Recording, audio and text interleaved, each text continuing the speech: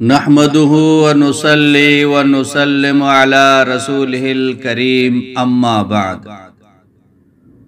میرے محترم بھائیوں اور بہنوں، آج اس ویڈیو میں حضرت حاجی صاحب نور اللہ مرقدہ کا ایک بہت ہی مجرب، بہت ہی قیمتی، بہت ہی آسان ایک وظیفہ پیش کر رہا ہوں۔ اکثر حاجی صاحب رحمۃ اللہ علیہ اپنے ساتھیوں سے یہ فرماتے تھے کہ آپ اس کا اہتمام کریں۔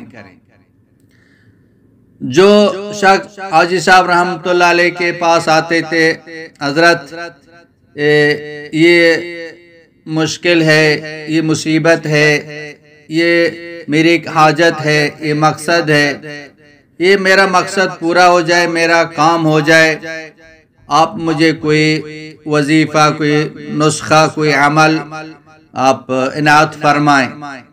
تو حاجی صاحب رحمۃ اللہ علیہ اکثر یہ وظیفہ دیتے تھے جو بہت ہی مجرب ہے، بہت ہی آسان ہے۔ تو وظیفہ کی جو فضیلت ہے وہ فضیلت بھی بتا دوں گا، وہ وظیفہ بھی پڑھ کے سناؤں گا، اور اس کو کب پڑھنا ہے، کتنی مرتبہ اس کو پڑھنا ہے، یہ سب میں انشاءاللہ یہ بتا دوں گا۔ یہ وظیفہ بہت ہی آسان ہے، ہر کوئی پڑھ سکتا ہے، اور مرد بھی پڑھ سکتے ہیں، عورتیں بھی پڑھ سکتی ہیں، اور جس مقصد کے لیے پڑھیں گے۔ بلکہ حاجی صاحب رحمۃ اللہ علیہ یہی فرماتے تھے کہ بھائی اس مقصد کے لیے پڑھو کہ میں دیندار بن جاؤں۔ اگر اس مقصد کے لیے پڑھیں گے تو دیندار بھی بن جائیں گے۔ تو جس مقصد کے لیے پڑھیں گے تو اللہ جل شانہ اس مقصد کو پورا فرمائیں گے۔ اگر شادی کا مسئلہ ہے تو یہ وظیفہ پڑھیں گے تو شادی کا مسئلہ بھی حل ہو جائے گا انشاءاللہ تعالی۔ اگر رزق کا مسئلہ ہے تو رزق کا مسئلہ بھی انشاءاللہ تعالی حل ہو جائے گا۔ کسی کی اولاد نہیں ہے، یہ وظیفہ پڑھے گا تو اللہ پاک اولاد عطا فرمائیں گے۔ تجارت کا مسئلہ ہے تو وہ پڑھیں گے تو تجارت میں بھی اللہ پاک برکت عطا فرمائیں گے۔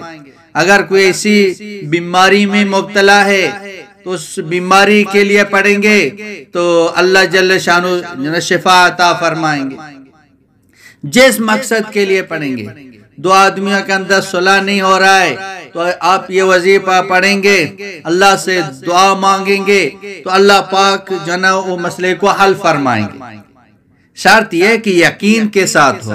انا عند ظن عبدی بی، اللہ پاک فرماتے ہیں میں اپنے بندے کے گمان کے ساتھ ہوں۔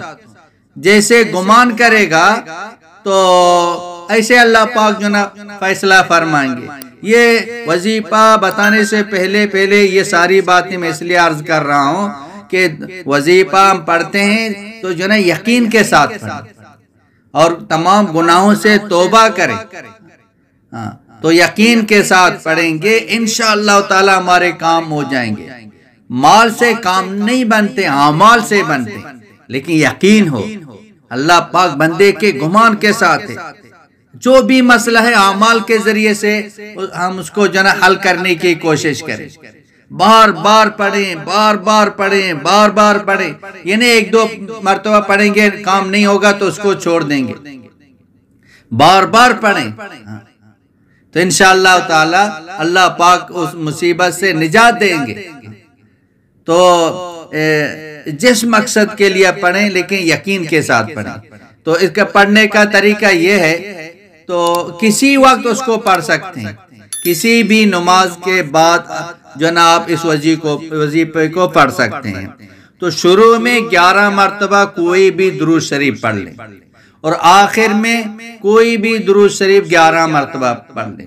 شروع آخر میں 11 مرتبہ آپ درود شریف پڑھ لیں، اور بیچ میں 100 مرتبہ اللہم خرنی واخترنی، اللہم خرنی واخترنی۔ تو یہ اس کو جو ہے نا 100 مرتبہ پڑھے، شروع آخر میں 11 مرتبہ درود شریف، اللہم خرنی واخترنی، اس کو 100 مرتبہ پڑھیں۔ اس کے بعد جو ہے نا اپنے مقصد کو سامنے رکھ کے جو ہے نا دعا کریں۔ آپ شادی کے لیے پڑھ رہے ہیں، بیماری کے لیے پڑھ رہے ہیں، تجارت کے لیے پڑھ رہے ہیں، اولاد کے لیے پڑھ رہے ہیں، جس مقصد کے لیے پڑھ رہے ہیں اس مقصد کو ذہن میں رکھتے ہوئے وظیفہ پڑھیں، پھر اللہ سے جو نا دل سے گڑ گڑا کے جو نا مانگیں، رونا نہیں آتے، رونے کی شکل بنا کے جو نا اللہ سے مانگیں، انشاءاللہ تعالی آپ کا مسئلہ حل ہو جائے گا۔ بہت ہی مجرب وظیفہ ہے، بہت ہی قیمتی، بہت ہی آسان ہے۔ تو یہ بزرگوں کی طرف سے، اللہ والوں کی طرف سے انہوں نے آزمایا ہوا، آزمودہ یہ عمل ہے، تو خود بھی اس پر عمل کریں اور یہ عمل دوسروں تک بھی پہنچائیں۔ وآخر دعوانا ان الحمدللہ رب العالمین۔ مولانا عبدالحکیم اسحاق کے بیانات کے لیے حکیم اسحاق آفیشل کو سبسکرائب کریں۔ مولانا عبدالحکیم اسحاق۔